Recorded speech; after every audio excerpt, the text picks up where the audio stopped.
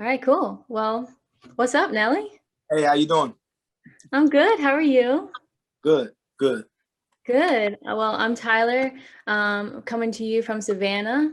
Um, first off, want to say thank you so much for taking the time to talk to me today.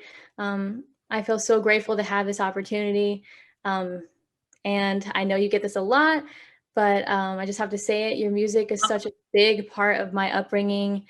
My family loves Nelly, so this is crazy. Oh wow, thank you so much. I appreciate that. Give your family my best. Tell them I said what up. Oh yeah, I will. Um, so I've heard that you've been to Savannah before, right? Uh, Um, Georgia. I think in like 2011 you came here to promote your clothing line, meet with some fans here.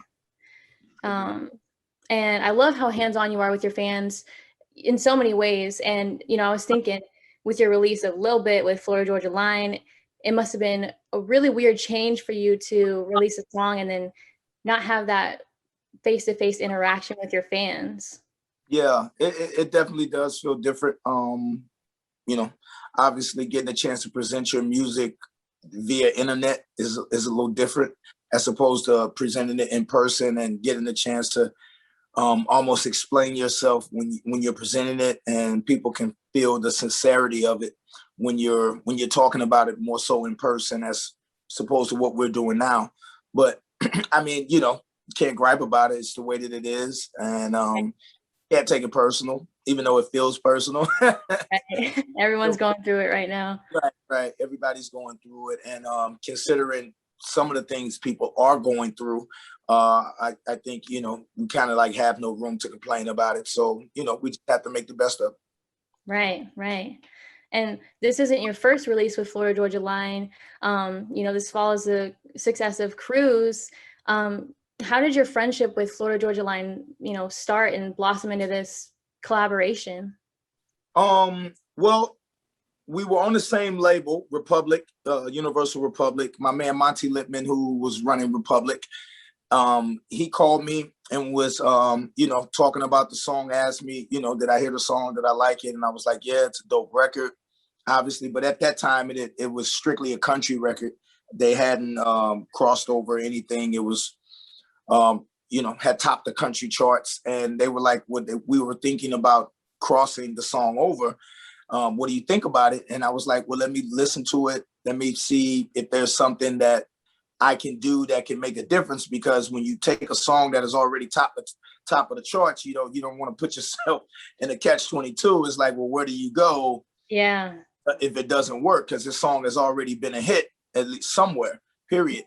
But after listening to it, and we kind of had a few suggestions and put some things together, and we were able to come up with the version of Cruise that a lot of people heard outside of the country genre, as far as rhythmic radio, pop radio, and different versions of it. And from there, after we shot the video and hanging out, we just found out that everybody was cool. We had a lot of things in common as far as what we like to do and hanging out. But three country boys, but it was a little different because these guys were basically bachelors at the time with no kids and everything on the come up, and now they're these married family guys and these huge country stars and things like that. But they're still great guys, man, and they're brothers. And I love BK and Tyler to death. And we had a chance to come back here and do it again, so to speak, as far as putting out music that we thought our fans and people that outside of both of our genres of music could appreciate. That's awesome. And you guys, well, you have a new EP, Heartland, coming out, and it's country inspired. How did that inspiration come about? I know it's not your first touch with it, with country. Well, it's just my love and appreciation that country music, the family, the artists, the fans have shown Nelly since the beginning. Like ever since Country Grammar, I would go, and even if I was on a show that was predominantly country music, and here I am basically the only hip hop artist on it, they're singing all of my songs. They're not just singing Country Grammar. They're singing Ride With Me. They're singing EI, Hot in Here. they're singing every song that Nelly has, and this is a country show. And the love that they've shown me and the appreciation and the arms wide open that, you know, they've allowed Nelly to be at that dinner. And that's something that I don't take for granted. That's why I don't call this EP a country album, but country inspired, because I respect country music. I respect the artist as a whole, to know Nelly's not going to wake up and make a country album one day, because I'm not a country artist. I don't live a country life, but I can make something that shows my appreciation for the love that the country music world has shown Nelly and opened his doors up. And that's why I like to call this EP a bunch of country club bangers. You know what I mean? So and so far so good, man. I mean, again, you know, I'm just grateful that they allowed me to be in the room. Right. And then, you know, this also, it's something for everyone to enjoy. Like, you know, it's crossover into top 40 and everything, you know, and Cruz and Lil Bit, they have a different vibe from each other, but it still falls under the same category that you've created. So what can we expect to hear from the new songs on the EP, these country bangers? Yeah, I think just that energy. I think, again, it's a Nelly album. It's a Nelly album. So with that in mind, you know, if you're truly a Nelly fan, then you understand the energy and the twist that I like to bring with all of the albums. But it's country inspired, and you'll definitely hear that, just like you hear it in Lil Bit. Like Lil Bit is a song, but you can definitely hear the country inspiration behind it, and you see where the two meet to make this sound. And I think that's what you get all throughout this EP. Right. Okay. And I mean, you're really the first one to take hip hop or R&B and to fuse it with country. And, you know, I always wondered, did you ever get any pushback, like from your label or from people around you when you had this idea, when you put the stuff out in 2004 with Tim McGraw, like, this is crazy? Yeah, definitely. A lot of people, my label was not too excited about the idea of Nelly and Tim McGraw doing a song together, basically right along at the height of the Nellyism, if you want. They kind of thought that this could be the, you know, the downfall, maybe. It's just like, yo, the guys have lost his mind. But again, I understood what my fans were allowing me to do, and I think my fans understood what Nelly was trying to do, and that was to make himself musically free and be able to go across different genres of music and be able to top those charts, but be the same person. Right. And my goal was, if I could do that, then I always felt like there's always going to be a place for Nelly somewhere in music. And that's what you want to do, because a lot of artists, they get locked into a certain genre of music. And once that genre of music kind of moves on to something new, you know, they kind of moved on from them. And they're locked into that genre of music. And it's kind of like, well, unless you can get back into that genre, then you kind of like have no relevancy in today's music world. And I never wanted to be that person, but I also knew as many avenues that were open to you, as many chances as you could have to make sure that you have a place in what's going on. Gotcha. And you know, I mean, I guess country music, the real fans know that, you know, it's not a big surprise. They know that country is it has always been a part of you. You know, you've always had a love for country. Right. Well, I think old country is going to be old country. I think old anything is going to be old. It's just like you got old hip hop. You know what I mean? Yeah. You got so many old hip hop is, you know, they're never going to accept certain things, and that's just what old music insists. You know what I mean? Like, old country is never going to accept certain things. Old hip hop are going to accept certain things, you know, and that's just what you're going to get. But if you look at the generations of both musics, if you look at maybe country fans that maybe are 45 and under, or maybe even 50 and under, and they love country music, but they like some type of hip hop. They grew up listening to some type of hip hop somewhere down that line. Country music is their love, is what they predominantly listen to, but they've got a little Nelly in there somewhere. They may have a little Jay-Z or Snoop Dogg or a little Wayne in there, or maybe it's a little Drake or LL Cool J. It's something in there, that they may like. And I think that, as time goes on, obviously those two genres of music has no choice but to meet, because like I said, again, a lot of the concerts that I may go to, if let's say if FGL is headlining, it's basically a country tour. You got a lot of country fans, but when I hit the stage, they're singing whatever, man. One of the things that turned me on to that, I'm sorry, but one of the things that turned me on to that is when I went to the CMT Awards, to Country Music Awards, everybody was having a great time. And after the awards, they got after parties and celebrations just like everybody else. But when you go to these after parties and these celebrations, they're playing nothing but hip hop music.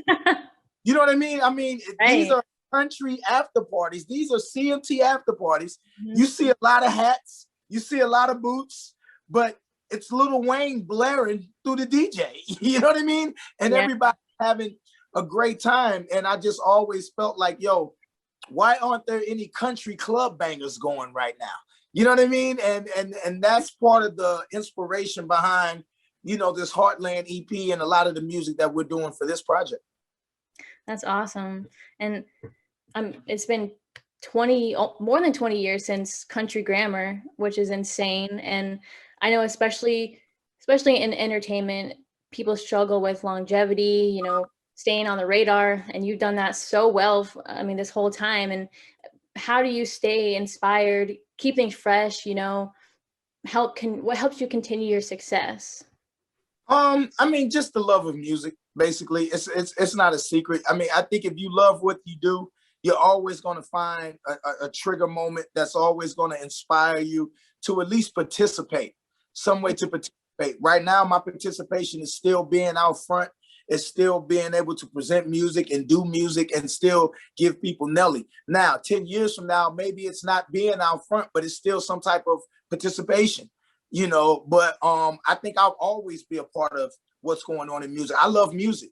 And again, with having different avenues in which you can participate in, I think it's always something else that's going to inspire you. Who knows? My next project, I may get back into doing more grills. I may jump back in, you know what I mean? I may want to pop off on that side a little bit more, because you just never know how the music hits you. But as of right now, I'm in this trying to create something, just the passion of wanting to create something that's never been done before.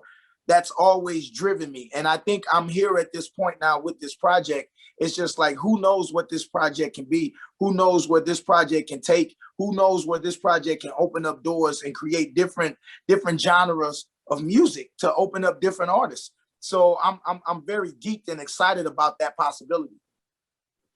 Do you think that it's important for new artists to have that same, just to have a wide range of love for music, to be innovative like that?